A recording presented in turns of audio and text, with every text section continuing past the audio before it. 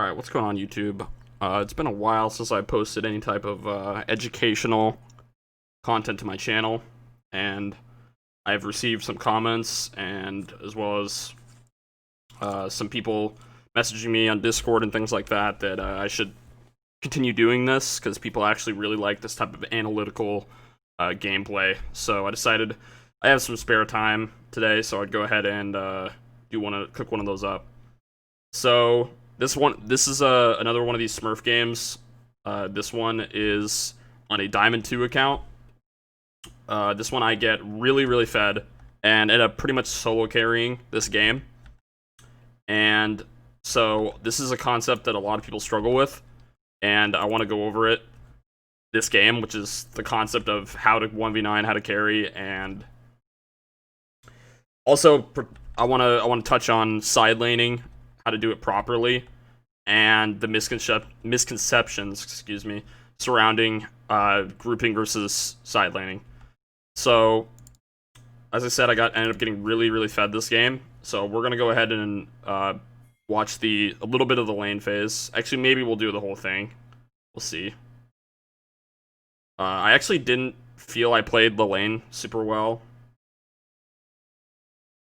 because this was my first game of the day.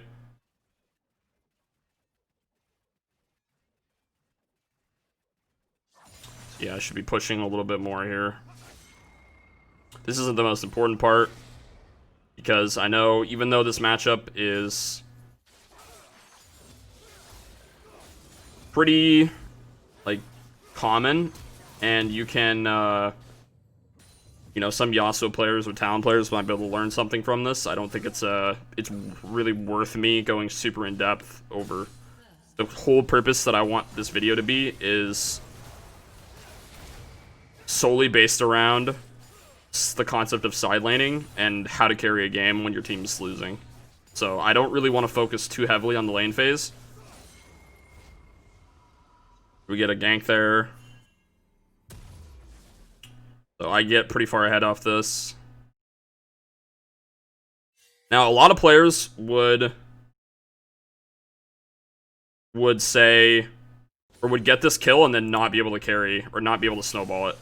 So I immediately come back to lane, and I want to start pushing this lead right away by taking some aggressive trades here. Missing some Qs, of course.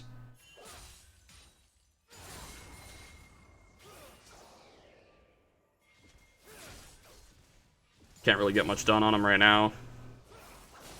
I'm just trying to be as aggressive as possible, especially since they have a Kayn. He can't really gank me. It's really tough. So this is basically just understanding jungle gank threat.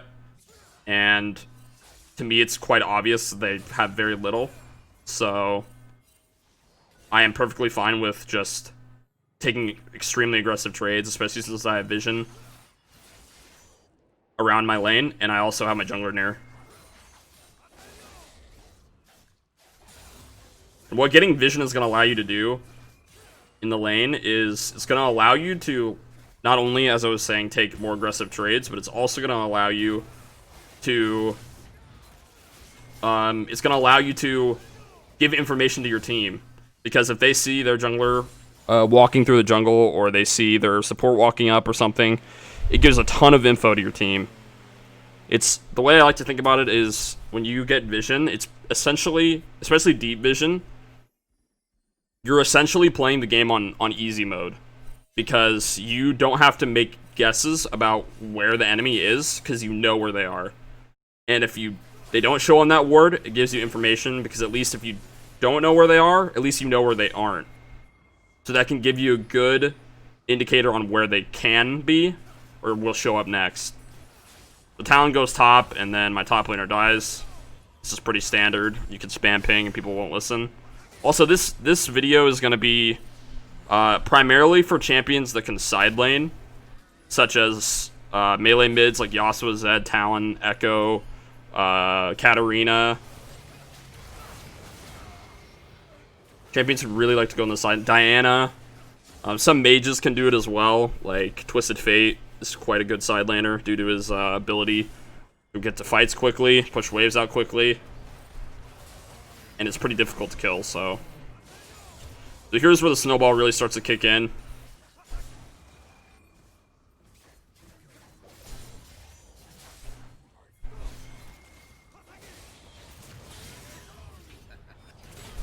And you notice something here that I'm not going to cover any mechanics or anything, but I want to cover something really important here that I think a lot of people get wrong, and even I get wrong a lot of the time. And that is, notice how I'm pretty much not roaming, and when I am roaming, it's with my jungler. And there's a reason for this. The reason primarily for this is, for one, their bot lane is very difficult to set anything up onto. They're very difficult to kill because our bot lane is super weak early game. Like, Lux and Senna are not strong early game champions. So it's going to be very unlikely if I go down there by myself to get anything done. Anything meaningful done. So I go ahead and decide that the gank threat is not high enough, and it's much more valuable for me to stay mid and continue pressuring mid. Because what this will also do against roam champions like Talon is it will cause them to obviously have to respond to your wave immediately. And especially if you're taking good trades with them after being ahead, what else does it do? It causes them to not be able to roam as easily because they're going to be low. So roaming for them becomes much more dangerous when they're low. This is why it's very bad for champs like Talon to fall behind early game. This is why he's considered an early game champion, because not only does he not really scale late game, but he also really is pretty much a useless champion without lane priority. So, like, the whole reason you pick him is for priority, and if you're not getting priority, it's pretty much wasted. So, the pick is essentially wasted.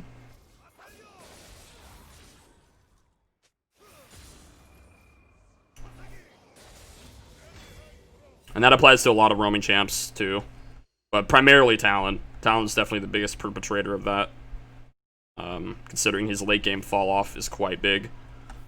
So we're pretty much the only one on our team that's fed right now. I mean, Shen's doing okay, but I am pretty much going to take over the game. So now I want to explain what I do when I take the mid tower. So this is where you have to, when you're coming out of the base, you want to assess the map state.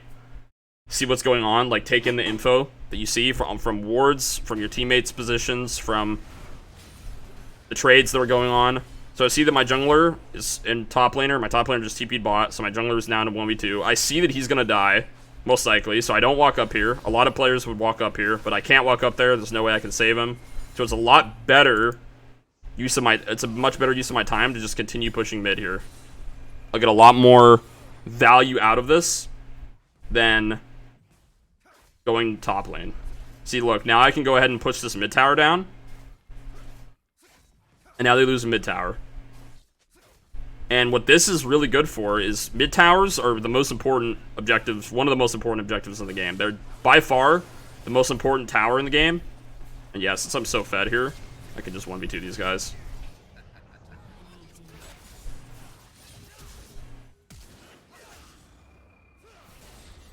Yeah, I killed them both. There's no point in really going over that because it's mechanical outplays, so there's not much point in explaining it. But it's just what it comes down to as well is I'm really fed, so I can definitely 1v2. And so if they come to, also what pushing like that does is it causes them to want to respond to me. But since I'm so fed at this point that I know I can 1v2, I can accept that fight with open arms. Like, I can allow that fight to happen because I know I'll win it. And that comes down to just knowing your champion's limits really well. And that's going to come with time and playing the champion a lot and getting comfortable with them. But the concept there is to push mid and not try to roam around. Because pushing mid, getting that mid tower opens up the map so much more when you get this tower. Because when you get this mid tower, the map is open, like, pretty far. Like, you can get vision in their jungle like this. Like, we have pretty good vision down here. Not as much up here, but that's because they were just up here and nobody's been top for a while. So our vision up here has not been established yet.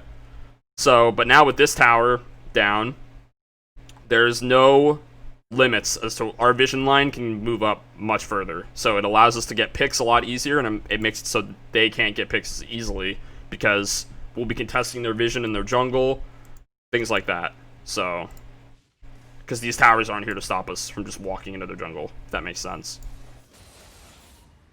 And if the towers were here and we do it anyway, they'll see us, so they'll know where we are. But we can do this and they won't see us. That's the power of it.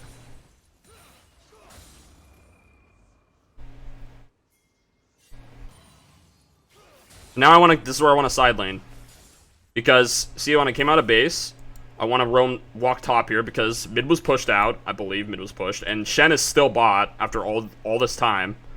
So, the best play for me is to go top. And especially since I am able to push my lead against the person that I'm laning into, which in this specific point in time is Nasus. You want to make sure when you're this far ahead and you're side laning that you're able to push your lead against the person that you're laning into. So I know that I definitely can, and if you can't, you need to swap out of that lane as quickly as possible. So here I'm able to. And so since I know that I'm able to, I can just continue pushing, and I see them all down here. So again, I'm just using the info, and this guy for some reason tries to fight me, and I just kill him because he can't fight me. And now that I kill him,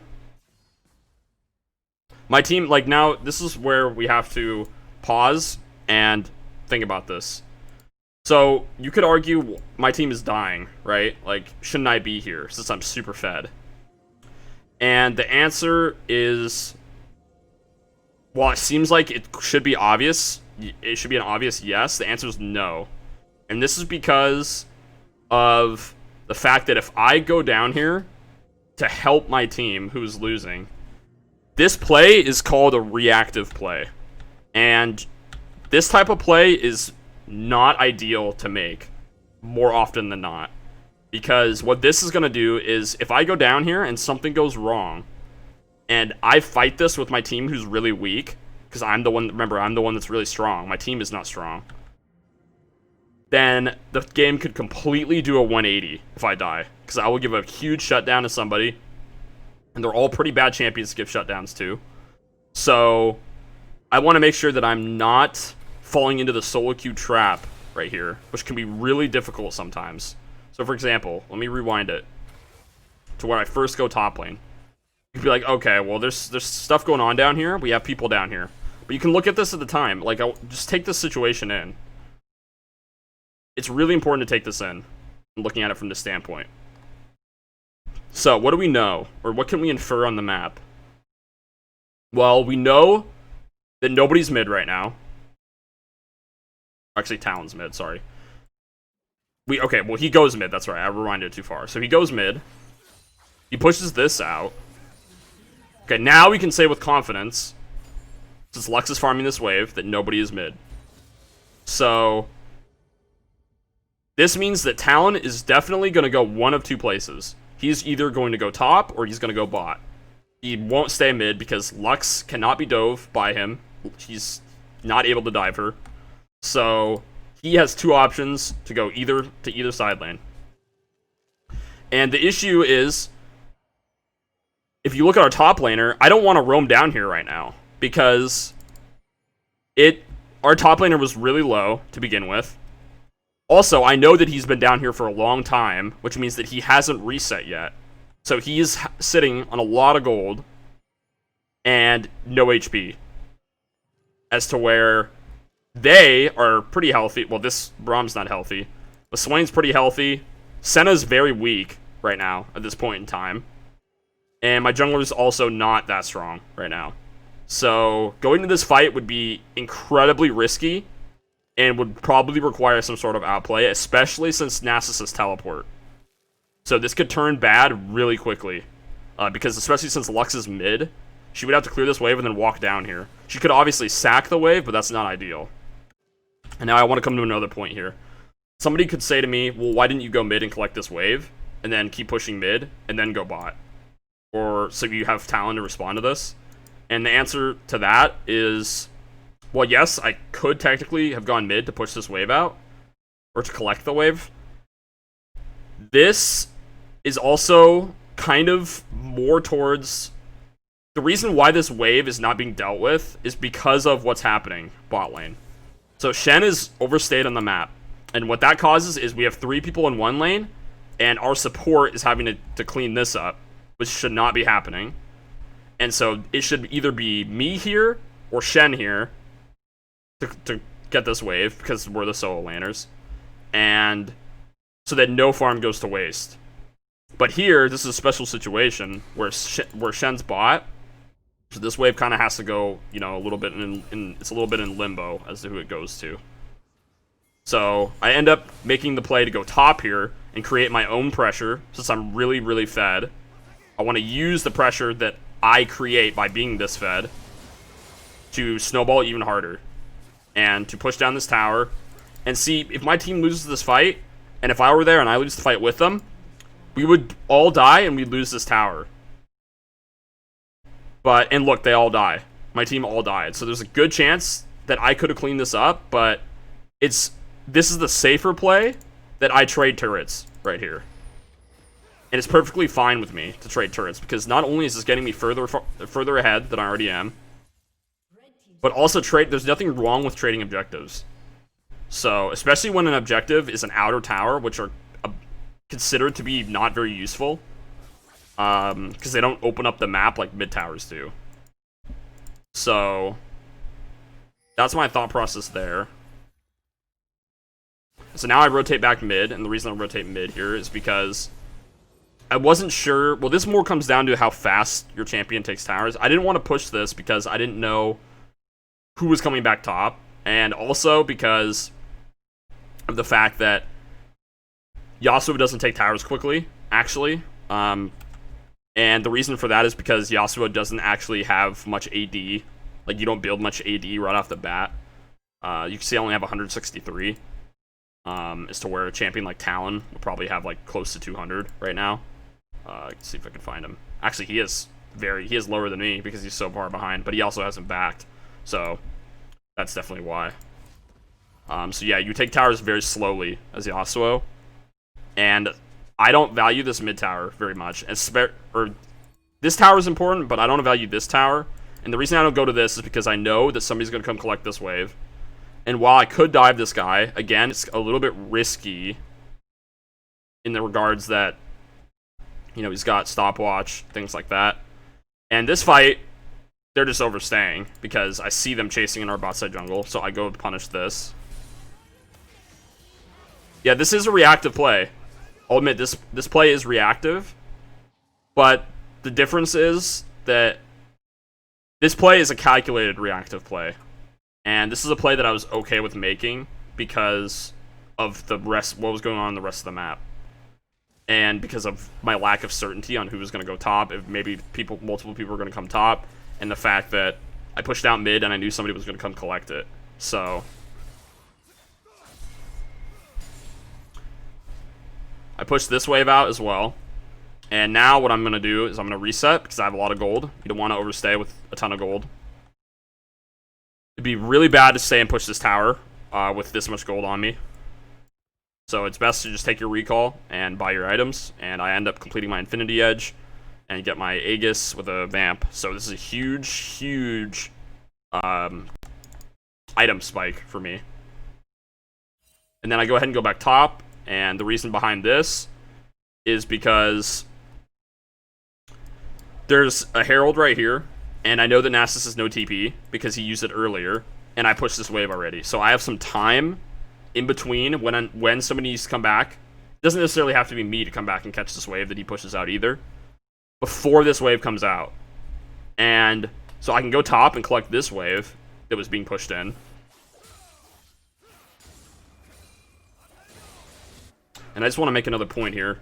If I had overstayed right here, what this could have done is, for one, they could have traded a kill on me for this, which would be not bad for them. And also what it would have caused is it would have caused a loss of tempo. And what I mean by that is it would have caused me to be able to show up to this top farm late or not at all. And I would miss most, if not all, of this top farm, which would not have me as far ahead as I should be. And when you're this far ahead and trying to carry a game, Every single bit of gold, is important for you to carry this game. So, you can see I'm maximizing the amount of gold that I'm making. I'm maximizing my income right now. And so, Senna goes bot. She should not be the one to match him. It should be Shen. But, again, the rotations are a bit off here. And I wanted to be here for when Herald was being taken. I go push top wave out. Always make sure you push the waves out first. Because what this does is by pushing the wave out, you make somebody respond to it. And by making somebody respond to this wave, what it's going to cause is it's going to create pressure for them. And if they don't come to answer it, you can either take the tower or they will lose CS. So I push the wave. You always want to do this. Push the wave before you rotate anywhere. Because if you don't, they have no obligation to go there. So they can just match your rotation, if that makes sense. So right now, I have a window to rotate because I pushed the wave. So I can rotate mid to this fight right now. And they're ignoring this, so they're missing some CS up here. Obviously, I could have pushed this further. It was a little risky at the time. And if I pushed this further, it would have caused them to lose even more on the tower. And it would have caused a slow push back the other way because it would have hit this tower. And they would have lost even more. But I wasn't feeling very safe to push up here, so I decided to push just one and then rotate to my team. But this fight is definitely not looking good for us. Shen died at the start, and our jungler gets chunked quite low. So this fight is pretty much over, and we're not able to do much about it. So in response, we decided to take back some mid control, to push mid out, and control some vision around Dragon that's spawning very soon. So again, we push out mid. They have to respond to this. This allows us to go in here for free, control vision. And now I'm going to go down here and push bot out and do the same thing. It's just about the waves. It's just playing the waves right here. Getting my farm really high, denying them as much farm as possible, setting them as far behind as possible, making it more and more difficult for them to come back into the game. And making them make more decisions so that there's a higher chance that they make a mistake in those decisions. If you just make them make one decision, there's a good chance that they're gonna get that decision right. But if you make them make a bunch of decisions, there's a good chance they're gonna mess up, and you can exploit it, if that makes sense. We go into this fight. I definitely don't play this fight well.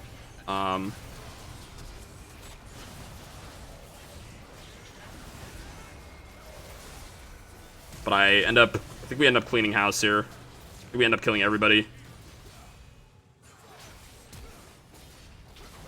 Yep, so I kill all of them. This was just proper team fighting. Right there. Wasn't trying to I did overextend slightly. But you also have to make sure when you're fighting fights like this, as any champion, you don't want to be frontlining, essentially. You want to make sure that you're assessing the amount of CC they have. You want to make sure you're assessing what abilities you need to watch out for in the team fight, which in this case, it's Kayn W and also Swain E. Any type of CC, you need to be looking out for. You need to be timing it in your head when you're team fighting and looking for those cooldowns. Because those are the things that will shut you down and will allow them to kill you. So we collect this dragon as our reward for the team fight that we won. So and I'm going to take my reset here. I'm going to reset with my Senna so we have tempo at the same time. And we're coming out of the base relatively at the same time. Which is good for team synergy. So I see them making a play bot here. So I know that there's probably going to be a good chance that somebody's going to respond to that. I pushed mid out already, and I can't do much else mid. I can't really kill Talon, so what I decided to do here is I decided to path bot this fight. But they end up backing off. And so I decided to back off. I ping Senna off to be careful. Senna ends up walking too close. And then Kayn flashes on her and she ends up dying. So this is just unfortunate. And then Shen tries to ult and save her, but he wastes ult. And so I can't really do much about that. I mean, I pinged my teammate away. I told her it was a bad play, but she ended up going for it anyway. It There's not much you can do about that. It's not, I mean, obviously, yes, I could have tried to go down here and kill them both, but this play is, again, like, shouldn't even happen in the first place, so that's why I'm not anticipating this to happen. And I figure she's gonna die in like 1 second anyway, so there's no time for me to even walk down there. I'm not even really able to go down and help her, because she died too quickly. There's still something going on bot. I'm just pushing mid. Again, I'm just playing the waves right here. Like, I don't care about what's going on bot, because I'm so fed now that since my jungler and I are here, we can just duo this Baron. So when something's going on the map, always make sure you're either, if you're, like, you want to respond to it, obviously, if you can, and if the play is good, you can assess the situation, see if it's good, based off of how much health you have, how fed you are, what cooldowns they have, etc. But here, there's no point in us going bot for this. There's no point in pushing mid out. We already have it pushed out. So here, we can go over to Baron, because they do have people bot. And there's a good chance we can sneak this. You can do this when you're playing a lot of mid lane champions that have high DPS damage. So Yasuo, Cassiopeia, if you're playing an ADC mid lane, you can do it. Things like that. But we're forced off of it, because they do end up showing up. But what this allows also is, you notice how, since we're making a play up here, what's worth noting is, since they were forced to respond to our play, we end up getting a kill bot lane, because they weren't able to just go to this play. And this could have actually turned worse for us. So that's one way to think about it, is we end up getting a kill, and it goes unpunished, because they were forced to walk up here. They had to make a decision to either go here or go here. So they made the one, and the right one, to go here, or else we would have taken Baron. And again, it's back to the side lane. And I want to just make this point really quickly. It's not every game that you're going to have the freedom to side lane like I do. Some games are going to be really hectic, and some games you're not going to have you're not going to be fed enough or have the vision control enough to be able to do this. There's going to be some games where you're not able to push past halfway, and that's just how it is. Based on the way the game's going, how fed you are, etc. The threat that the enemies have on you, things like that. For example, if they have a fed Rengar, it's a lot more dangerous to walk into the side lane, for obvious reasons, right? Because it's a fed Rengar, and he'll press R, he'll come jump on you, and you pretty much instantly die. So that's one case where side laning is much more difficult to pull off, because Rengar is such a huge threat to you. He can just ult onto you and kill you when you're pushing a side wave out. And Talon can do the same thing, actually, which is why falling behind against him is really bad in the mid game as well.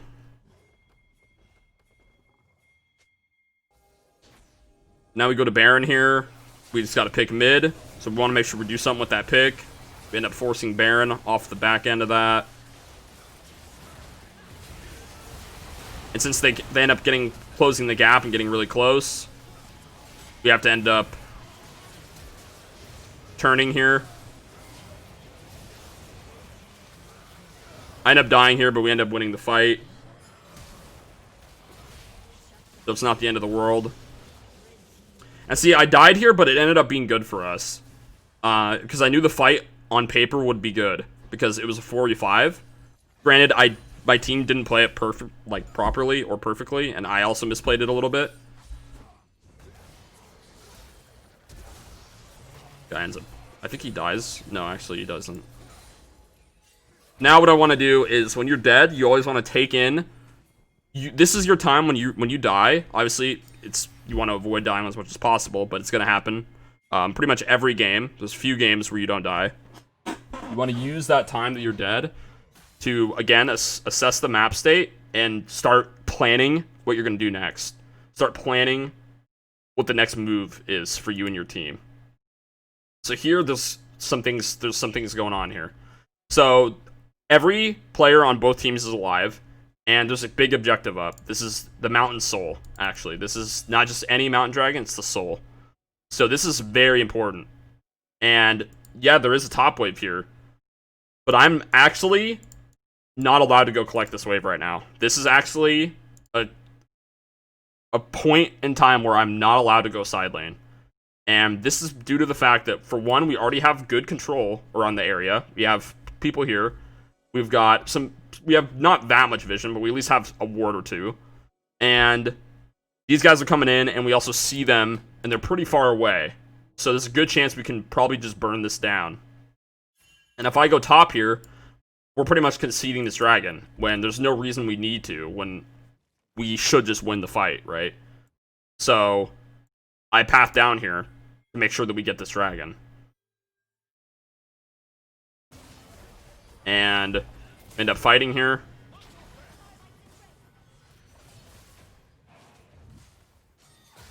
Again, look at how far ahead I am, right? Like, I'm level 16.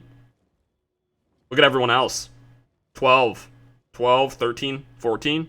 My team, 12, 13, 11. 11 on Braum. 4, 3, 4, 5 levels down. And this is all because of the fact of how I've been playing waves in the side lanes. This allows me to be super high level, super over leveled, very, very high farm, 10 CS a minute, 14,000, almost 15,000 gold, which is double my mid laners. And I'm about 6,000 gold up on the next closest person. So I have a lot of the resources. I have so many resources right now. So Talon ends up dying instantly. And then I end up just chain CCing the Nasus, and we end up winning this fight really hard. See, like, they don't have an answer for me. I'm just so fed that off of what's going on. And if they want to ignore the side lanes, which happens quite often, they are going to end up falling really far behind, even further behind. Because, like, you can see Talon's level 12, right? Like, he's so far behind me. He's the 4-level deficit. 4-level deficit is pretty much unrecoverable. And you have to also consider that this isn't even like this is super low elo or anything like that. Like, this is Diamond 2, which to me is not like really high elo. It's like pretty low elo to me. But for most people, it's considered to be pretty high up there. And you can see just like how much of an advantage you can gain by playing waves in any elo. This works in every elo. Because that's just how the game is supposed to be played. It's supposed to be played by the waves, because minions are such a huge part of the game. And minions really are like your best asset to winning games, to solo carrying games. Again, this is pretty much to 1v9ing. I'm level 17 and nearly full build. I am almost full build at 26 minutes. Level 17, like, I am actually unkillable right now. Essentially, with how far ahead I am. Like, I have so much lifesteal, good amount of resistance. It's pretty hard for them to kill me. Granted, they still can kill me, but you can see, like, my Senna is 3, 6, and 9 with 100 CS at 26 minutes. Very far behind, right? Like, my Volibear is not very fed either. Top laner, doing okay, but he's not carrying by any means, not doing anything super special.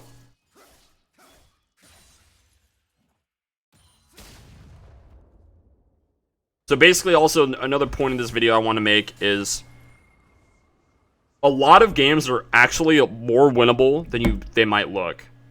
If you play the waves properly and if you make the right decisions, you can win a lot more games. For example, this game was very losable. Like, if you take into account if I wasn't fed this game and I had not snowballed my lead properly or made a bad decision that led to a death, this game easily, I did die once, but a very important death. And the death that I died wasn't super important because we had already won the fight, so they weren't able to get the objective. So here I want to just group to my team because this is a stage where any fight is basically we end the game. And by going top right now, I don't want to go risk going top because my team is so far up right now that the enemy team can easily engage on them because they're so immobile. Like, we look at my team, they're very immobile. Like, Senna Lux is very immobile. Volibear is pretty immobile as well. Kane can flash W. Nasus can flash W and then run them down with ult. Braum can ult them. They have really good engage. So you want to consider in these types of situations and also we can dive them, right? Like, we're so far ahead that we can just dive them. So I can just take the ult on the Braum. Doesn't even matter who I take ult on, and then we can just go in and win the fight anyway. See, we pretty much, they can't do anything anymore. I get up killing off Kayn there, and the game's over. So this was pretty much a game that, yeah, I 1v9 this one, and the main way I was able to do it was obviously with good decision making and playing the waves, making sure you're staying high XP, high gold income. You don't necessarily have to have 10 CS a minute every game like this. In fact, it's not possible to have 10 CS a minute every game. And you just want to make sure that you're not making coin flip plays. You're making plays based on the waves. You know, you don't want to make any unnecessary risks that could cause you to overextend. Like when you're going for a team fight, you want to just consider, does this fight need to happen? You know, is there something else more efficient that I could be doing on the map right now that could get myself further ahead? Solo queue is meant to be played very selfishly, in my opinion. Like, you obviously want to play for your team sometimes, like I did right here, but this is a case where we can literally end the game. So I want to play for my team here, obviously. But earlier on, like, I'm still in the process of getting fed. Like, right now, I'm full build. So I'm not in the process of getting fed anymore. I'm already as strong as I can be, pretty much. The only thing that can make me stronger is obviously going back and finishing my GA and then being level 18. But that's pretty much brings us to the end of this video. I hope this answers a lot of questions about side laning and how to snowball your leads, translating into the mid game and the late game on side lane champions. This applies to top lane as well as mid lane. So I hope this answers questions you guys had and gets me back out there in the YouTube world. So thanks for tuning in, and I'll see you guys in the next video.